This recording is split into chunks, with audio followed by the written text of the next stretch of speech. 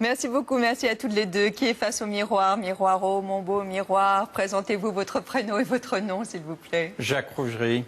Votre profession? Architecte, amoureux de la mer. Votre situation familiale? Je suis marié avec une femme extraordinaire. C'est joli. Sophie. Vous avez une obsession? Ah, j'en ai beaucoup. Notamment? La mer, l'espace. Et votre devise? Ma devise, c'est de l'océan que naîtra le destin des civilisations à venir. Vous venez me rejoindre parce qu'on a compris évidemment que Jacques Rougerie était un fou, un passionné de la mer. Habiter la mer, c'est la quête de sa vie. Attendez-vous à des surprises? Oh là, alors là, vous êtes inquiet. Moi, je suis sûre que vous êtes un homme qui aimait bien maîtriser les choses, avoir le contrôle. Ah, contrairement à ce que... Oui, non, vous avez raison. De toute façon, dès qu'on va dans les milieux extrêmes, en équipage, il vaut mieux contrôler un certain nombre de choses. Mais j'aime bien les surprises. Ah, non, j'aime bien l'imprévu. Non, je suis un homme qui adore l'imprévu. Ça va, non, j'aime pas les choses formatées. Il y aura de la fantaisie tout à l'heure. Le temps qui passe, quand vous vous regardez comme ça je suis inquiet. Un petit peu quand même. Quand vous vous regardez dans le miroir, oui. Ça vous apporte quoi et ça vous retire quoi? En ce qui me concerne, j'ai vécu différentes périodes de ma vie qui ont fait ce que je suis aujourd'hui, qui ont bâti. Vous savez, je suis un bâtisseur. Donc on met une pierre l'une au-dessus de l'autre et on fait un édifice. Et je serais très heureux, à la fin de mes jours, d'avoir bâti un édifice qui ait du sens. Et donc j'ai essayé tout le temps de donner du sens à ma vie. J'ai fait des conneries comme beaucoup. C'est inévitable. Par exemple, j'ai fait 3 fois faillite. Voilà, si vous voulez savoir. Donc c'est que j'aurais pu en éviter 2 sur les 3. Vous n'êtes pas un homme d'argent? Ah non. Non, je suis catastrophique de ce côté-là. C'est la crise avec vous? Non. Vous dites que vous exécrez la violence. J'aime pas la violence gratuite. Je n'aime pas tout ce qui est rapport de force. Rapport de force. Je n'aime pas. Je n'aime pas la chasse, je n'aime pas la pêche, mais je comprends que les peuples qui ont besoin de se nourrir... Vous voyez, je n'ai pas de grands discours non plus. Mais pour le plaisir, la violence pour le plaisir ou pour saccager, je n'aime pas. Je n'aime pas la bagarre, et ce qui m'a valu d'ailleurs pas mal de problèmes. Vous dites être davantage un homme de la mer que de la terre. Donc oui, ça se traduit comment, là, au quotidien? Ça se traduit dans mon mode de vie, au quotidien. C'est-à-dire que déjà, je vis sur l'eau, en permanence, avec ma famille et avec mon travail. Donc je vis au cœur de Paris, sur une péniche, je suis constamment au bord de la mer, soit dans ma maison en Bretagne, beaucoup moins qu'avant, mais soit à l'autre bout du monde, mais toujours sur l'eau. Alors je vous arrête parce que nous y sommes allés. Sur votre péniche, beau lieu, très bel endroit bien sûr, pas très loin des Champs-Élysées, pas très loin de la Concorde, enfin un lieu vraiment merveilleux. Et c'est Alexandra Garde et Marie Cros qui ont plongé donc dans votre univers le temps d'une journée. Et puis ensuite, vous les avez amenés à Boulogne-sur-Mer. Évidemment, toujours là, un endroit où il y a la mer, et pour une plongée au milieu des requins, alors sensation assurée. Bonjour, bienvenue sur le Saint-Paul. Donc voilà, on est dans le plus bel endroit de Paris. La plus belle avenue de Paris, c'est la Seine. Mais contrairement à ce que vous pouvez penser, il y a énormément de poissons. Je ne dirais pas que je m'y baignerai là maintenant, mais j'espère que dans 10 ans, on pourra s'y baigner. Bon, si vous voulez me suivre, ici, une salle à manger donc extérieure. Donc là, nous sommes dans le salon. J'ai besoin de ce rapport à l'eau permanent. J'ai besoin de sentir ce mouvement que vous ressentez tout de suite. Je ne dors pas de la même façon, ça me berce comme un enfant. Je passe beaucoup de temps là, à surveiller nos députés. Même les ministres ont ce plaisir d'être sur l'eau. Madame Lagarde, là, qui va à Bercy. Donc, on a l'aquarium. Normalement, je suis accueilli par les esturgeons qui sont grands comme ça d'habitude. C'est comme les chats. Ils viennent, ils se font caresser, c'est extraordinaire. Voilà. Où j'écoute de la musique sous l'eau. Sur cette péniche, non seulement je vis, mais je travaille. J'ai mélangé ma vie professionnelle à ma vie privée. Comme un musicien, je suis un peu hors du temps. C'est Sophie, c'est la belle Sophie. Et vous avez réalisé combien de projets? Pas loin d'une centaine. Sophie me fait les gros yeux, elle trouve que je suis pas modeste. On recommence. La première. On a dû en en réalisé une cinquantaine. On va voir la voiture amphibie.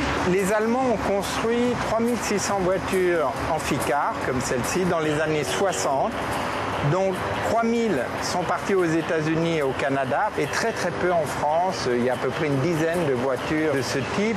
Elle va sur l'eau, sur la Seine, je me promène de temps en temps. Quand on est capoté, ça va, mais quand on est en décapotable, ça m'est arrivé plus d'une fois en croisant les bateaux-mouches que l'eau passe par le pare-brise et poum! Nous sommes arrivés à Boulogne-sur-Mer, sur cette magnifique plage au cœur de la ville. Et juste au bout de la plage, nous découvrons Nausicaa, le centre national de la mer. Donc Philippe va nous amener dans le bassin des requins. C'est une chance et un privilège, je peux vous dire. Et je veux même vous faire une confidence, je n'ai jamais plongé dans le bassin des requins. C'est pour ça que ça me fait d'autant plus plaisir de t'accueillir. Voilà. Donc c'est une première pour vous. En principe, ça se passe bien, tu sais. C'est en principe. Tiens, regardez, voilà un requin qui vient nous voir, qui nous dit alors vous venez ou pas? Il nous attend. C'est mon vieux complice, Jean-Michel Cousteau. Jean-Michel, viens nous voir, nous faire boulotter par les requins.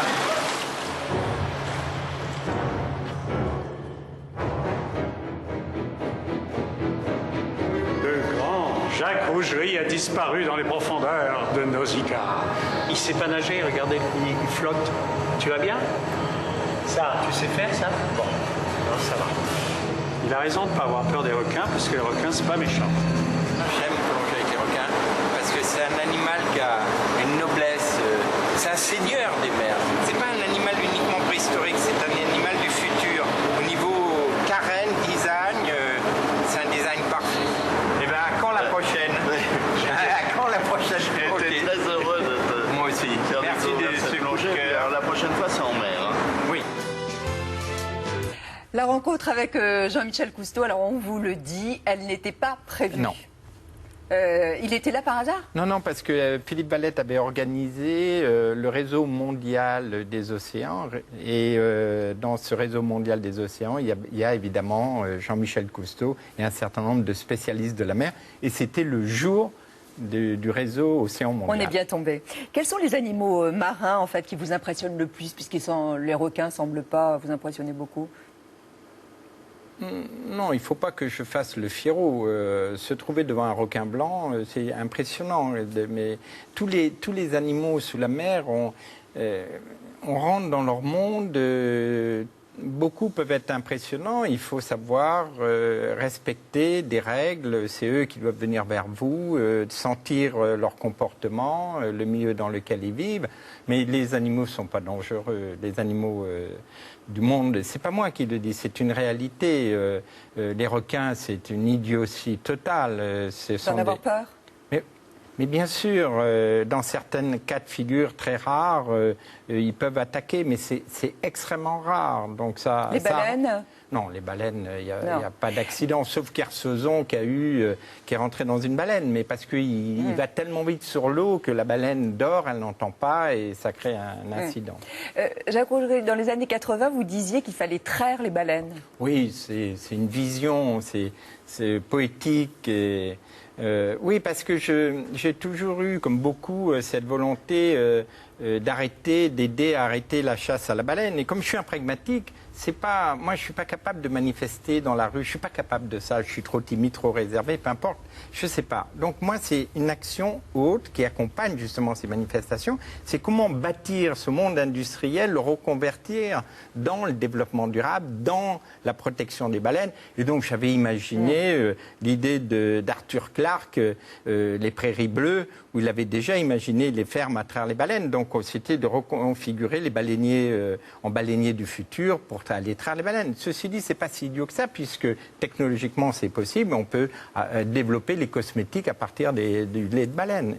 Est-ce que vous faites partie des alarmistes qui non, disent pas du tout, je aujourd'hui, la Terre est en danger? Non, attention, c'est vrai, il faut être réaliste. La Terre risque d'être en danger. Elle est en danger, c'est évident. C'est évident que l'homme a beaucoup fait pour accentuer l'accélération du climat ou d'autres choses. L'homme est prédateur. Mais l'homme est prédateur. Mais l'homme est un animal merveilleux en même temps. Il ne faut quand même pas l'oublier. Il a un un imaginaire extraordinaire. Il a construit des choses merveilleuses. La technologie, c'est quand même quelque chose de fantastique. Mais il faut savoir, on est dans une période, dans l'évolution de l'humanité, où on doit la resituer, mais pas l'abandonner. Au contraire, la développer encore plus, mais plus en osmose avec la nature, avec les grands enjeux économiques qui s'annoncent pour demain, c'est-à-dire le développement durable. Alors des effets pervers quand même, hein, avec par exemple ce qui se passe, la plateforme pétrolière au large de la Louisiane. Je suis conscient de ça. Quel est votre commentaire? C'est dramatique, non seulement c'est dramatique, mais là aussi, pourquoi ne pas avoir anticipé avec la mer, il faut anticiper, toujours anticiper. Donc trouver des technologies en amont en cas de catastrophe. Ce n'est pas au moment où arrive la catastrophe qu'il faut dire comment s'y prendre. C'est ce qui se passe aujourd'hui, oui. C'est exactement ce qui se passe aujourd'hui. Donc c'est lamentable, c'est dramatique. Mais est-ce que ça va servir de leçon? À chaque fois, on dit que ça va servir de leçon. C'est pas sûr, c'est ça. Là, par contre, je suis vraiment pas optimiste. Et quand, Jacques Rougerie, les hommes tentent de gagner du terrain sur la terre, et là je pense notamment à ce qui s'est passé évidemment avec les digues qui ont cédé à la tempête dans les Charentes-Maritimes, là quel est votre commentaire? C'est un autre débat, ça. C'est l'homme, au fur et à mesure, il grignote. Bon, et pourquoi pas? Bon, maintenant on ne peut plus, parce que la zone littorale est une zone sensible, fragile. Avant, on entretenait tout ça. On n'entretient plus de la même façon, parce qu'on n'est plus dans les mêmes mondes. Et il n'y a que les Hollandais qui entretiennent leurs digues, ils sont culturellement empreints de ce mode de vie par rapport à la mer. Mais nous, on a un peu oublié, voilà. Le volcan islandais, c'est un bras d'honneur de la part de la nature? C'est un joli clin d'œil, à un bon moment. C'est un très joli clin d'œil. Mais la nature, elle aura toujours le dessus. On est allé du côté du Muséum national d'histoire naturelle. Pourquoi? Parce qu'il y avait beaucoup de gens qui étaient réunis, beaucoup de vos amis d'ailleurs, pour annoncer le lancement des Journées de la mer. Ce sera du 4 au 8 juin. Et c'est l'occasion, bien sûr, de rencontrer des visages familiers, portraits croisés. Terrien ou un marin? Je pense que c'est un marin. C'est un homme sous-marin. Les marins préfèrent être au-dessus plutôt qu'en dessous. Lui, c'est un vrai terrien parce qu'il préfère être en dessous plutôt qu'au-dessus. On peut dire que c'est un mérien. Il a la pensée maritime permanente. Les rêveurs qui réussissent à faire de leurs rêves des réalités, moi, ça me fascine totalement. Je trouve ça magique. Il rêve, mais les yeux ouverts. Donc c'est une toute autre façon. C'est pas le rêve dans lequel il se réfugie, c'est le rêve qui le fait avancer. Pour arriver à rêver à ce point, il faut forcément avoir un monde intérieur très fort et une lumière hors du commun. Il a cette innocence et cette volonté qu'on retrouve dans l'enfance. Quel pourcentage d'imaginaire il a? Il a au moins 50%. Lui, il a 100% d'imaginaire. Je dirais, allez, on va dire 90% d'imagination, mais ce sont des gens qui vivent à 200%. Donc 90% d'imagination et puis encore 90% qu'on va chercher derrière les fagots. Et il n'est pas un peu illuminé parfois? On ne peut pas inventer ces histoires sans être dégagé un peu de la pesanteur du monde, vous voyez? Oh, on aimerait tous être illuminés comme Jacques, c'est sûr. Lumineux en tous les cas. Lumineux plus qu'illuminé. C'est les projets qui sont les plus fous, apparemment, qui nous font marcher, qui font avancer les choses. Et je pense que, voilà, la vraie raison, c'est d'être déraisonnable. Jacques est un grand séducteur. Et donc, c'est quelque chose qui fonctionne très bien avec son personnage, qui est très attrayant, très attractif. C'est la séduction qui vous emmène dans ses propres rêves. C'est pas le charme italien, enfin, c'est rien complètement. Mais non, c'est beaucoup plus que ça. Camus qui disait qu'à partir de certain âge, on était responsable de sa gueule. C'est-à-dire que ce qu'on est vraiment ressort, ben voilà, c'est vraiment ça, Jacques. Alors si c'était un poisson, ça serait lequel? Ce serait peut-être un dauphin, je trouve, parce que c'est sans doute le poisson qui me touche le plus. Dauphin Stenel, là, qui virevolte et qui passe au-dessus de la surface d'une façon complètement inattendue. Pour moi, c'est pas un poisson, c'est un Bernard l'Ermite. C'est un type qui s'invente des coquilles qui vont sous la mer. Le petit Nemo qui rêve de découvrir l'univers merveilleux du monde sous-marin. C'est un mélange indéfinissable de de dauphin, parce qu'il a une vitesse à un moment donné. Et puis le poisson un peu coléreux, t'entends. Puis le poisson tendre, très amoureux. Il est tous les poissons que j'aimerais. Dauphin ou Bernard Lhermitte? Non, dauphin. Mais j'aime beaucoup tous ces personnages. Quand il parle de votre séduction, vous en Oui, jouez, vous en servez? Oui, sûrement, il faut être honnête, un minimum. Non, j'en joue forcément et j'aime la séduction, c'est évident. C'est ainsi que vous avez fait tomber Sophie? Oui, oui, j'espère qu'il y a... dans les deux sens. J'espère. Oui. Il y a 30 ans de moins, je crois, entre vous? Pas tout à fait. Pas tout à fait. Vous voyez, pourquoi? Non, j'ai toujours vous voyez les femmes par timidité. En réalité, bon, ça fait sourire, mais je suis un très très grand timide. Voilà. Et on se cache derrière le vouvoiement? Plus que le tutoiement? Je me cache et quand je suis rentré d'Afrique, moi j'avais un contact avec ces Africains tellement spontané, tout était spontané, on était nus, on n'était pas nus, les filles, les garçons. Je suis arrivé en France et d'un seul coup, j'ai vu, il y avait le clan des filles, il y avait le clan des garçons, les garçons extrêmement misogynes, machin, et ils parlaient des filles d'une certaine façon. Et j'ai pas su m'adapter à ce regard, donc, de ces deux clans. Et d'un seul coup, je me suis mis, parce que c'est pas du tout mon éducation, de vous voyez les femmes. Et donc, je me suis mis à vous voyez les filles, et ça me protégeait d'une façon, et puis bon, de temps en temps, ça séduisait aussi. Oui, voilà, on peut dire ça aussi. Mais c'était pas le but recherché, non, honnêtement. Est-ce qu'elle a accouché dans l'eau? Non. Surtout pas. Vous y croyez pas à cette méthode? Non, non, attendez, il y a des problèmes, c'est complexe, c'est sanitaire. Non, qu'on amène un enfant, un bébé très très vite, c'est ce que j'ai fait avec Marin, puisque je l'ai baptisé Marin. Et puisque je voulais une fille, et ça a été un garçon, donc je l'ai puni en le baptisant Marin. Alors, et je l'ai amené tout de suite, évidemment, dans l'eau, mais je l'ai amené au bout de 2 mois dans l'eau, sous l'eau plus exactement. Ouais. Comment vous imaginez l'avenir de la génération de votre fils, il a 10 ans? Bien parce qu'ils ont spontanément, comme ils se jettent avec passion dans l'informatique, les enfants, ils ont compris tout de suite que c'est un outil fantastique pour l'avenir de l'humanité, pour accompagner les hommes à accomplir un certain nombre de choses. De la même façon, spontanément, les jeunes d'aujourd'hui sont extrêmement sensibilisés au rapport avec l'environnement. Ils ont un contact spontané, donc il faut les accompagner. C'est eux qui nous guident, comme dit Michel Serres, c'est eux qui nous montrent le chemin. Alors qu'avant, nos parents nous montraient le chemin, ce qu'il fallait faire. Et là, c'est l'inverse, le monde change. Et moi, Marin, il adore la nature, il fera ce qu'il veut dans la vie. Moi, j'ai fait ce que je voulais. J'ai voulu être musicien, mes parents m'ont laissé être musicien. J'ai voulu, après, bâtir des maisons sous la mer. Mes parents m'ont permis de bâtir mes rêves, de faire des folies financières, même sans avoir d'argent. Mais bon, ils ont voulu que je vive mes rêves. Et ben moi, je ferai pareil avec Marin, c'est évident. Alors, vos rêves, ils se concrétisent, bien évidemment. Vous avez des énormes projets. C'est Alexandra Lagarde qui commente.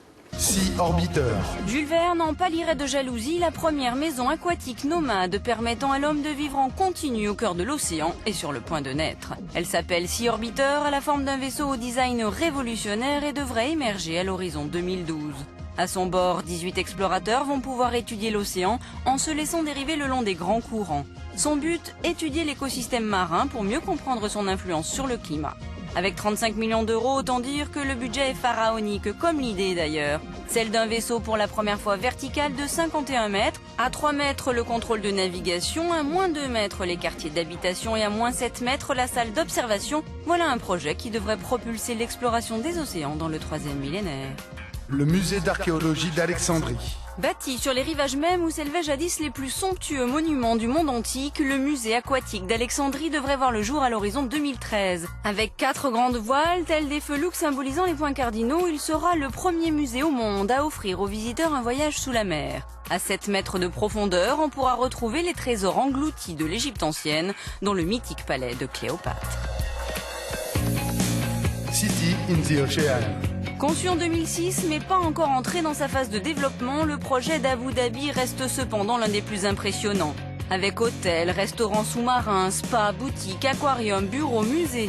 C'est une véritable ville aquatique qui prendrait place au cœur du plus grand lagon semi-artificiel jamais créé. Surmontées de 3 tours de 360 mètres chacune, représentant les 3 doigts du dieu Neptune, voilà un projet à l'échelle de la mégalomanie des Émirats arabes unis. Ce sont les Émirats qui sont mégalos ou c'est vous? Non, je ne suis pas mégalo.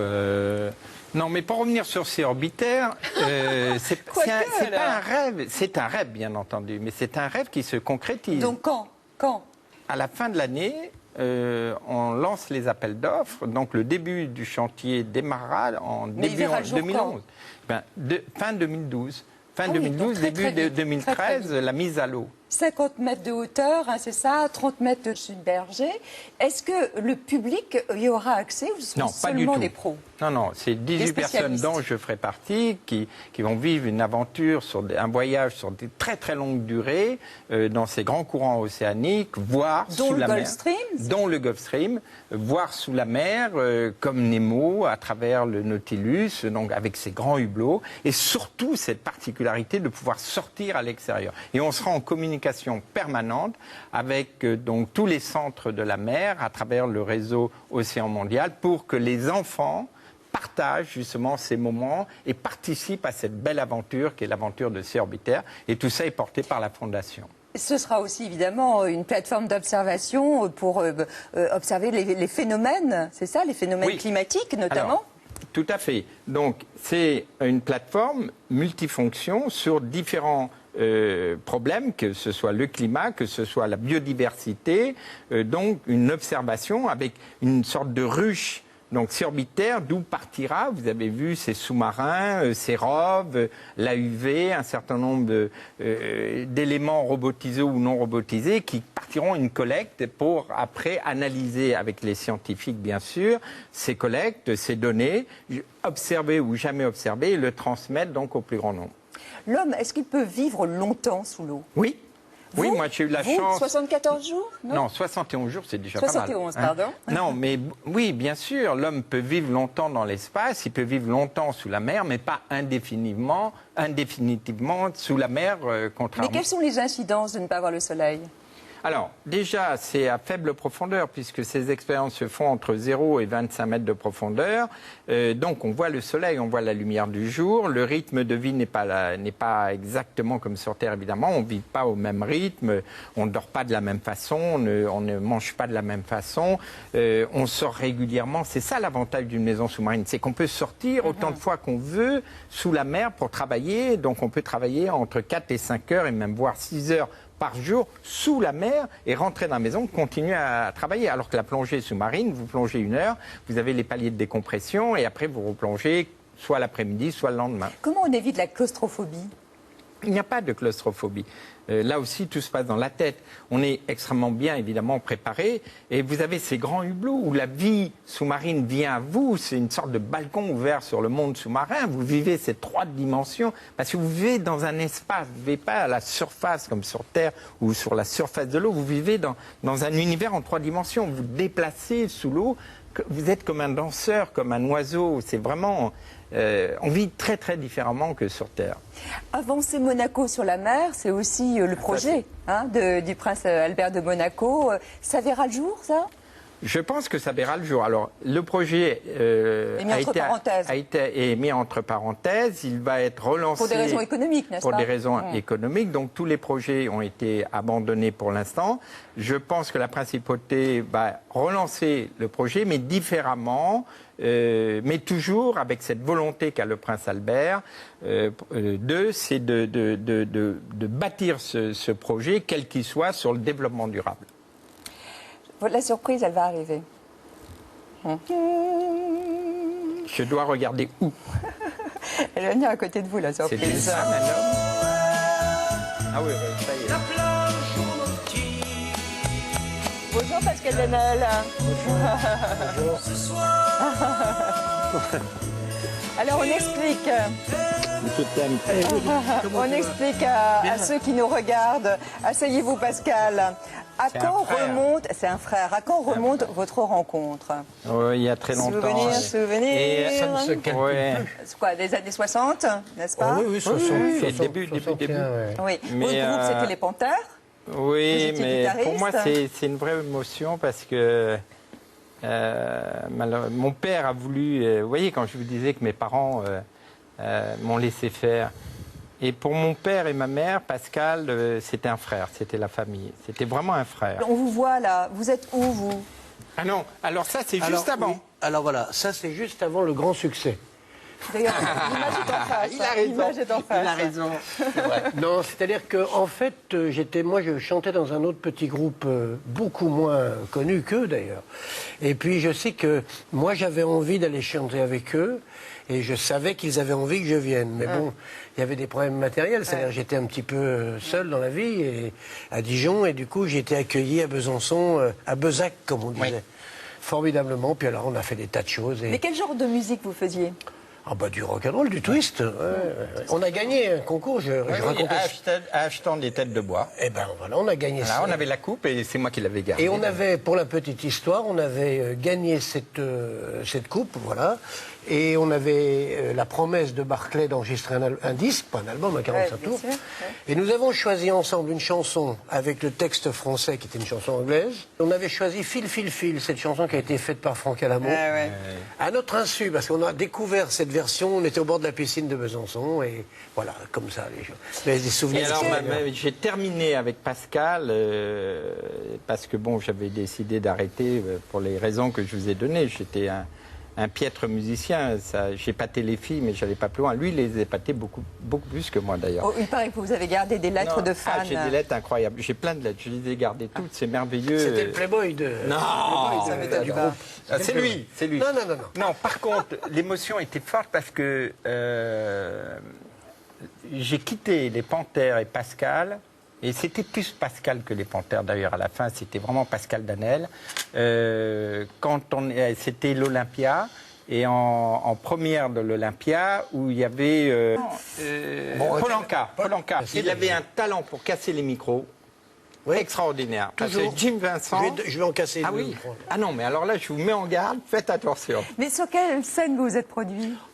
Alors jusqu'à l'Olympia. Jusqu'à l'Olympia, oui. Mais je dis, on était, en fin de compte, on aurait très bien pu faire comme à l'époque, les chaussettes noires, les chaussettes noires. C'était cette époque. Hein. Et puis voilà, bon, après je suis retourné à Dijon, et bon, après je suis parti à l'armée. Pascal a quand même un beau palmarès, c'est quand même les neiges du Kilimandjaro.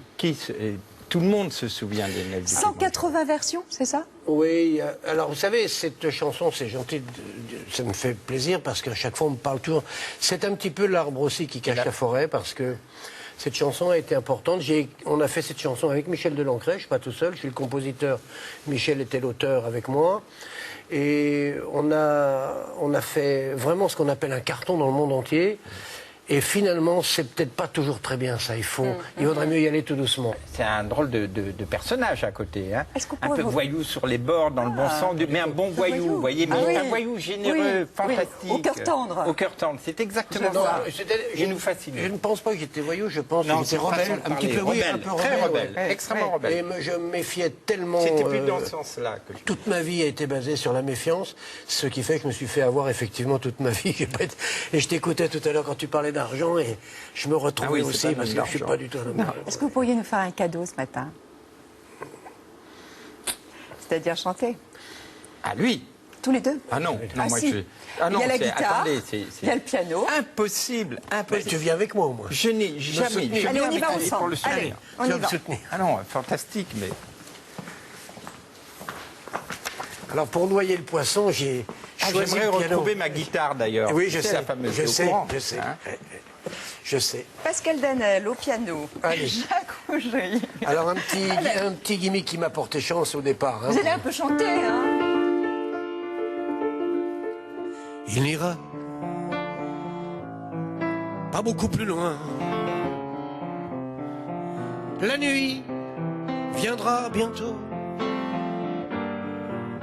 Il voit là-bas,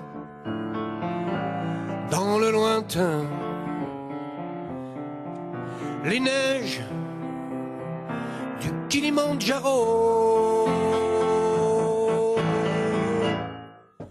Elles te feront un blanc manteau où tu iras dormir. Elles te feront un blanc manteau où tu pourras dormir, dormir, dormir dans son délire. Il lui revient la fille qu'il aimait. Il se revoit main dans la main. Il la revoit quand elle riait.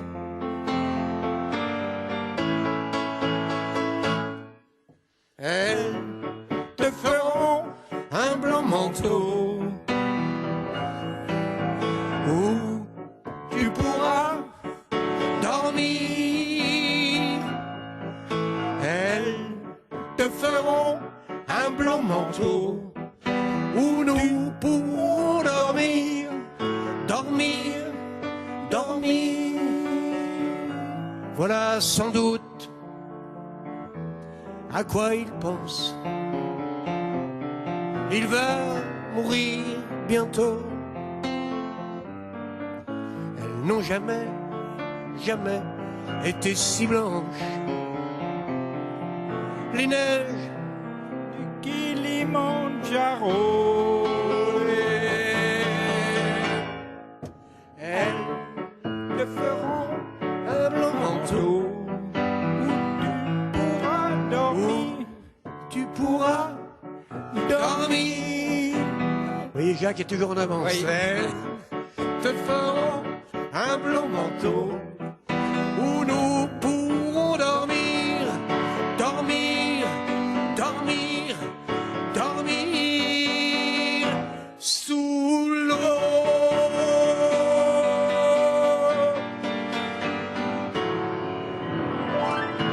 Bravo, on a reconstitué le groupe. Formidable. Bravo, bravo, bravo. On va Ça- remonter un groupe. Oui, Oui. ça fait des drôles de sensations, non, Jacques? Très sincèrement, je suis extrêmement ému et c'est un superbe cadeau que vous me faites parce que pour moi, Pascal, c'est plein de poésie, c'est une grande force qui m'a porté. C'est un vrai frère, un vrai frère. Merci, c'est gentil. J'en pense exactement la même chose. Alors, rendez-vous pour ceux qui partent en croisière avec vous, hein, parce qu'il y a une croisière en novembre. Salut les copains. Avec Nicoletta, il y a Gérard Lenormand, il y a Nicole Croisille. Guy Marchand, Antoine. Voilà. Et puis il y a l'album aussi qui est sorti en 2007. Alors il y a aussi, l'album, hein. il va y en avoir un autre, il va y avoir beaucoup de choses et puis surtout ce qui Un me tient livre à cœur, aussi, un non? livre. Voilà. Ouais, voilà, une autobiographie. Voilà, qui va sortir aux éditions du Rocher. Ça me tient particulièrement à cœur parce que je crois que j'ai souffert beaucoup, et ça Jacques le sait fort bien, toute ma vie de cacher, de ne pas dire les choses, et j'ai besoin de sortir un peu tout ça maintenant. Voilà, il faut. Bon. D'ailleurs, dans le livre Les confidences de Pascal Danel. 20 milieux sous les mers à 6 orbitaires, je parle de Pascal. Oui, bien sûr. Livre qui vient C'est de ainsi on vous a découvert et on a découvert votre forte amitié. Merci beaucoup, C'est Pascal, moi qui vous d'être remercie. passé Merci, Catherine. sur le plateau Thé au Café ce matin. Jacques, je vous emmène. Nous allons au dos à dos ensemble.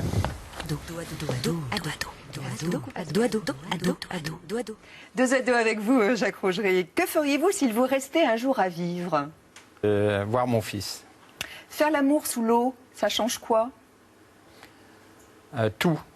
C'est en 3 dimensions. Quel est le rêve que vous n'avez pas encore réalisé? 6 orbitaires. Dans quelle situation pouvez-vous être agressif? Dans la violence. Avec Tout qui, acte de violence. avec qui aimeriez-vous rester coincé dans un ascenseur? Avec ma femme, Que possédez-vous de plus cher? mon fils, Où aimeriez-vous mourir? sous l'eau, Le parti politique que vous soutenez? les Verts. Est-ce que vous payez l'ISF? Oui. Est-ce que vous avez déjà pris des antidépresseurs? Non. Quel est le progrès dont vous ne pourriez pas vous passer? L'informatique. Et là, Jacques, quelle est la chanson que vous avez à l'instant même en tête? Les neiges du Kilimandjaro. C'est vrai. C'est vrai. Je comprends. Mais je sais qu'il y en a d'autres. Et on va en écouter une. On retourne à table. Les bas, où sont passés les bas de femmes, les si beaux pas de soie qui glissent sur une cuisse de neige. Où sont passés. Elle est d'une sensualité, cette chanson de Nougaro. Je sais que vous avez beaucoup aimé le dernier album, Avant qu'il ne meure, Embarquement immédiat. Alors on a choisi celle-là, on ne savait pas si c'était celle-là que vous aimiez, mais... Je suis un amoureux inconditionnel de Claude, j'ai eu la chance de bien le connaître, de l'accompagner. C'est un homme qui m'a porté aussi, comme Pascal, mais j'ai eu plus de chance, on est resté très liés pendant des années jusqu'à sa mort. Il a même écrit un poème pour Marin à sa naissance. Non, c'était un homme extraordinaire, hors du commun, d'une sensualité extrême. Quel est le mot de la langue française que vous préférez? Le mot de la langue, générosité. Mais, ça tombe bien, je voudrais vous offrir des livres. Alors, ça c'est votre copain. Ah oui. C'est votre ami, Joël de René, en collaboration avec Fabrice Papillon. J'aime bien sa vision sur le futur. Et l'homme créa la vie, la folle aventure des architectes et des bricoleurs du vivant, sur la biologie, bien sûr, qui connaît une révolution sans précédent, mais qui a aussi des effets pervers, comme le bioterrorisme ou la robotisation de l'homme ou la contamination des espèces. C'est aux éditions Les Liens qui libèrent. Et puis alors, celui-là, c'est vous qui allez pouvoir nous le présenter. Ah oui, alors celui-là, alors je suis tombé de haut. Parce que j'ai découvert... 1421, l'année où la Chine a découvert l'Amérique. Oui, et bien quand vous voyez comment c'est structuré et toute l'enquête qui a été faite par un officier de marine anglaise... Kevin Menciès, tout à c'est aux fait. éditions Intervalle. Voilà, c'est truffé de tellement d'informations réelles que ça donne la chair de poule. Et j'ai trouvé ça passionnant. Et la Chine est vraiment un peuple... Donc les Chinois, en fait, auraient découvert l'Amérique du Nord, du Sud, le monde entier, l'Australie, le détroit de Magellan avant l'heure. Et il y a plein de choses plausibles. Jacques Rougerie. Ah. Voilà un très très beau livre. Si vous voulez encore me découvrir davantage le travail, les réalisations de Jacques Rougerie, et puis ce qu'il a dans sa tête, son imaginaire, ses projets, des projets qui vont voir le jour pour certains, d'autres qui ne verront peut-être jamais le jour. Oui, mais c'est le but recherché, de faire de la prospective, comme je disais tout à l'heure. Ce livre donc est supporté par la fondation qui a la chance, enfin j'ai la chance qu'elle porte mon nom, Jacques Rougerie Génération Espace Mer à l'Institut de France. Donc il porte le Sea Orbiter pour l'éducation des jeunes générations. On se retrouve donc en 2012 pour Sea Orbiter. En 2012, vous serez évidemment invité à bord du Sea Orbiter. Ouais. Chiche, on fait une émission. D'accord? Ça y est. On fait une émission sur place? En fin 2012, début 2013. Très bien. On a quelques témoins. Merci beaucoup, Jacques Rougerie. Je ne fais jamais de promesses comme ça en l'air. Oh, très bien. D'accord, nous non plus. Je voudrais remercier celui qui est exposé sur le plateau Thé au Café. Ils sont deux, c'est un couple, Poirot-Matsuda, couple de peintres. Ils incorporent le hasard dans la création de leurs œuvres en utilisant un logiciel. Vous qui parliez d'informatique, ils l'utilisent aussi dans leurs œuvres et dans l'art. Il y a une sculpture aussi qui s'appelle Océanide et qui ressemble à une sorte de méduse et c'est assez surprenant leur travail. Poirot-Matsuda. Samedi prochain, on sera en compagnie de Christine Bravo. Bien sûr, vous la connaissez par la télévision. Elle a aussi écrit un livre très intéressant. Faut bien reconnaître, elle a vraiment du style. Donc, on évoquera aussi l'écrivaine. Et puis, le lendemain, c'est le comédien Guillaume Gallienne qui sera notre invité dès 7h. Il est actuellement sociétaire au Français et il est dans les 3 sœurs de Tchekhov, actuellement donc à la Comédie Française. Voilà, passez une très très bonne semaine d'ici là. Dans quelques instants, on demandera le commentaire de Jacques Rougerie pour le bonus que vous pourrez voir sur Internet. Vous pourrez revoir aussi l'émission sur Internet et elle sera rediffusée cette nuit sur France 2. D'ici là, portez-vous bien, soyez heureux, continuez toujours à avoir cet éclat dans l'œil. Moi, c'est ça que j'aime chez vous. Bon, tout va bien alors. On se retrouve la semaine prochaine. Passez une très très bonne semaine d'ici là. Au revoir. Merci de votre confiance.